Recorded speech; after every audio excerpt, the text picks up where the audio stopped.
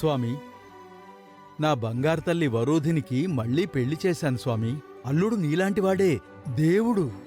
నీ గుడుంది, అల్లుడికి ఇల్లుంది, అంతే తేడా. ఇప్పుడు వాళ్ళిద్దరూ పనిమీద అమెరికా వెళ్లారు. వాళ్ళు వెళ్లిన పని ఖచ్చితంగా జరిగిపోవాలి స్వామి. వెళ్ళేటప్పుడు చెప్పడం మర్చిపోయాను. వాళ్ళు వచ్చేటప్పుడు ఏం తీసుకురావాలో మీరే గుర్తు చేయాలి స్వామి.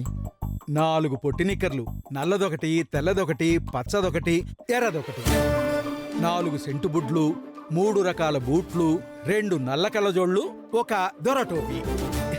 ఇవన్నీ పట్రమ్మని వీలైతే కల్లో కనిపించి మీరు చెప్పండి స్వామి. స్వామి, ఈలో ప్రదక్షిణ చేసొస్తానే.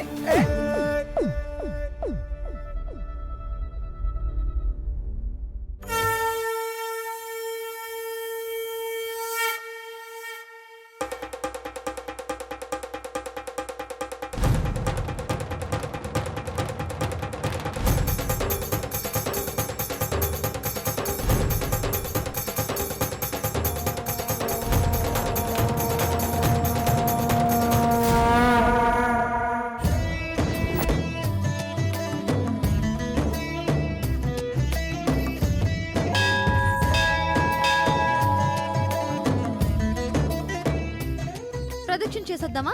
ఎన్నిసార్లు తిరగాలి? ఎంత? ఒక 108. 3 సార్లు చాలు, పదండి.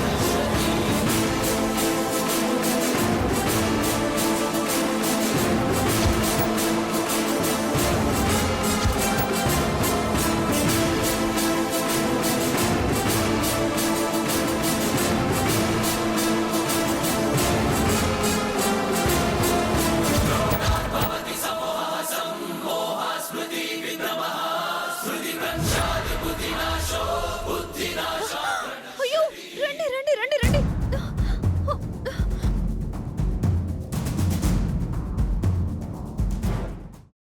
అమ్మా, అలాంటి వాళ్ళది నిజమైన ప్రేమ కాదు, అది వ్యామోహం. ఎగ్జాక్ట్లీ చిన్నత్త. నిజంగా ప్రేమించుకున్న వాళ్ళు అలా చేయరు. ఎంత మనసు విరిగిపోతే కన్న కూతుర్ని పట్టుకొని మా దృష్టిలో చచ్చిపోయా ఉంటుందా తల్లి? అది సరే అమ్మా, తన కూతురుతో తన మాట అనేటప్పుడు ఆమె మాటల్లో వ్యథ, కళ్ళల్లో బాధ గమనించావమ్మా? పెద్దబాబుకు బర్త్డే విషెస్ చెప్పు కూడా వెళ్ళాం కదా. ఊరికే ఎలా కాలిపోతుంది? మంట పెడితేనో పడితేనో తగలబడుతుంది.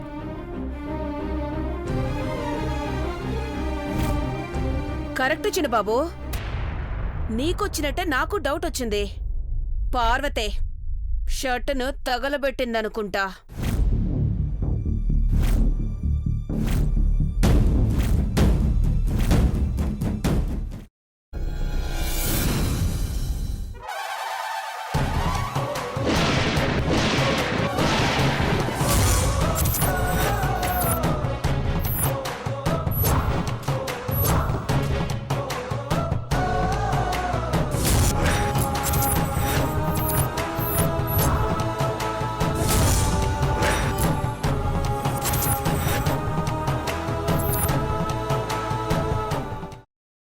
తర్వాత పొట్టు తీసేసి చాప్ చేసి పక్కన పెట్టుకోవాలి.